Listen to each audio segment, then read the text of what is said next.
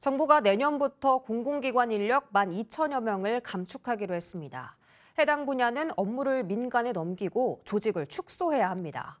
공공기관 정원이 줄어드는 것은 이명박 정부 이후 14년 만인데요. 이런 침체 국면에서 고용 축소 도미노의 도화선이 될 수도 있다는 우려가 제기되고 있습니다. 유찬 기자입니다. 내년부터 공공기관에서 정원이 12,442명 감축됩니다.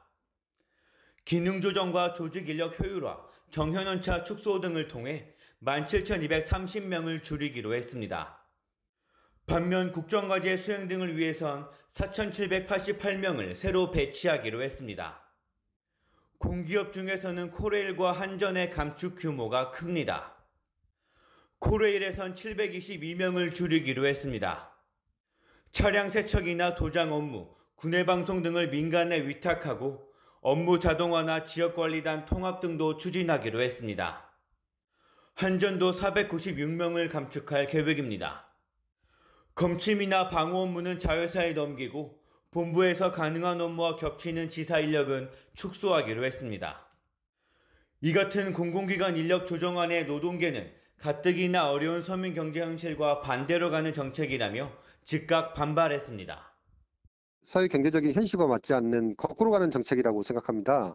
그래서 정부가 지금이라도 이런 정책 기조를 중지하고 공공 부분이 서민의 삶을 좀 살릴 수 있도록 다시 정책을 재고해 줄 것을 강력히 촉구합니다. 정부가 내년 경제 성장률을 1.6%로 전망하는 등 경기 침체가 코앞에 닥친 상황에서 시장에 고용 축소라는 시그널을 줄 수 있다는 우려도 나옵니다. 내년 경기가 전 부문에서 구조조정 있고 하는 와중에 침체를 더욱 심화시킬 그런 요인이 될 것 같고 공공기관이 공공부문이 담당해야 될 것을 이거 시장이 더 잘할 수 있다는 그러한 생각만으로 이렇게 민영화시키는 것이 바람직하지 않다. 정부는 인력 감축을 통해 수익성과 생산성이 높아질 것으로 보고 있습니다.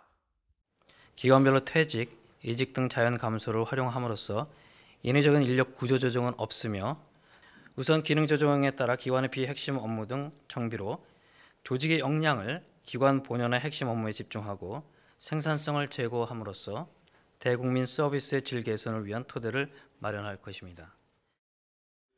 정부는 정원 조정을 통해 연간 최대 7,600억 원의 인건비 절감 효과를 기대하고 있습니다. 머니투데이 방송 유찬입니다.